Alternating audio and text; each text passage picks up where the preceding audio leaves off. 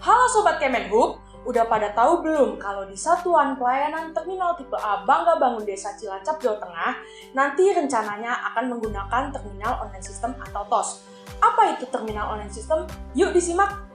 Terminal Online System merupakan sistem informasi manajemen terminal yang diperuntukkan sebagai piranti pengendalian angkutan dan pemberian informasi kepada pengguna terminal. Dan sebagai salah satu komponen dari sistem informasi yang mempunyai fungsi utama sebagai tempat pemberhentian sementara kendaraan umum untuk menaikkan dan menurunkan penumpang hingga sampai ke tujuan akhir suatu perjalanan pada terminal tipe A. Maksud dan tujuan diadakannya kegiatan pembangunan terminal online system adalah agar informasi yang digunakan oleh seluruh terminal di Indonesia saling terhubung dengan server Pusat Kementerian Perhubungan sehingga diharapkan mampu menangani pengelolaan data informasi yang berkaitan dengan kebijakan Dirjen Perhubungan Darat terkait pengembangan terminal angkutan jalan dapat dioperasikan dan diawasi secara online atau jaringan, serta dapat menyajikan laporan secara cepat dan akurat dalam format tabel maupun grafik sesuai keinginan dan kebutuhan pengguna dalam satu aplikasi dashboard terintegrasi dengan sistem aplikasi yang sudah ada. Manfaat pengoperasian.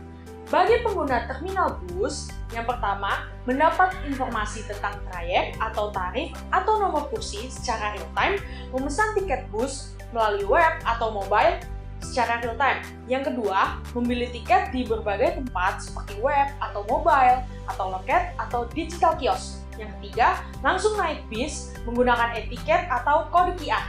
Yang keempat, menggunakan terminal yang aman dan nyaman. Kepercayaan dan persentase pengguna terminal akan meningkat. Bagi Kementerian Perhubungan, yang pertama, mengecek status penggunaan terminal secara real-time. Yang kedua, manajemen dan mengontrol semua sistem secara integrasi di pusat. Yang ketiga, mengecek status pengguna per terminal dan trayek. Yang keempat, mengumumkan informasi per terminal dan PO bus, menambah dan mengubah trayek bus secara real-time. Yang kelima, memperbaiki dan memperpanjang fungsi sistem. Bagi PO bus, yang pertama, menjual tiket di berbagai tempat seperti web, atau mobile, atau loket, atau digital kios. Yang kedua, meningkatkan penjualan tiket. Yang ketiga, menambah trayek bus, menambah alokasi bus. Kepercayaan bus juga akan meningkat. Kenapa sih bakalan ada Terminal Online System atau TOS ini?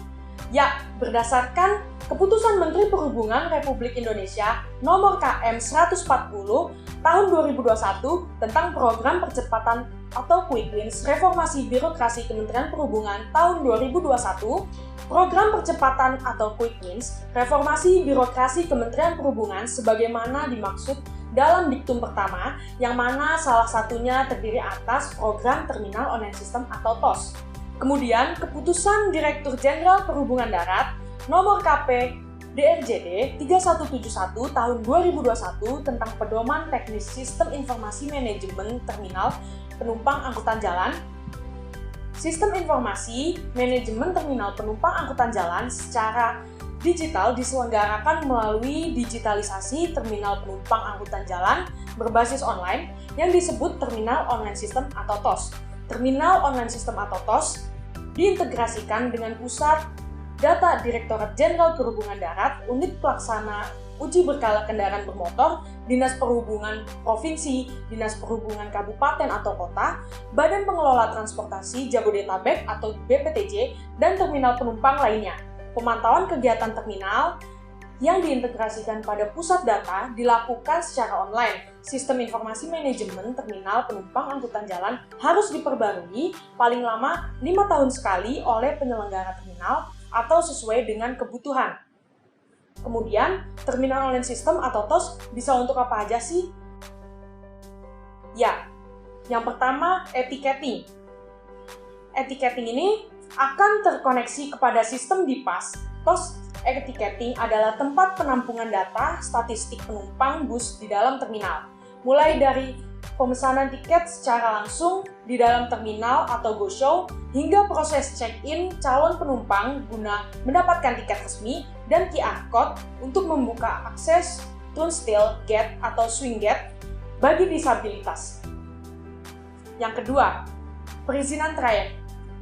TOS perizinan trayek terkoneksi dengan API Spiona.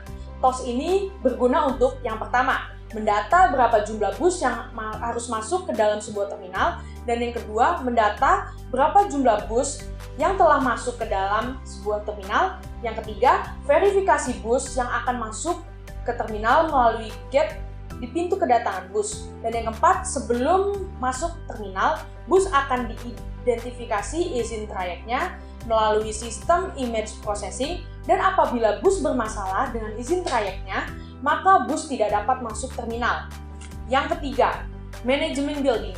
TOS Management Building adalah fitur sistem informasi pengelolaan gedung di mana sistem dapat membantu para pengelola gedung dan stafnya dalam mengelola sistem penyewaan dan pengelolaan gedung. Sistem ini dirancang secara khusus untuk mengolah data-data para pemakai gedung serta peralatan yang akan digunakan. Selain daripada itu, sistem manajemen building dapat menghitung jumlah pemasukan dan pengeluaran sebuah terminal secara real-time, dapat melihat ada berapa trayek aset yang berada di dalam terminal.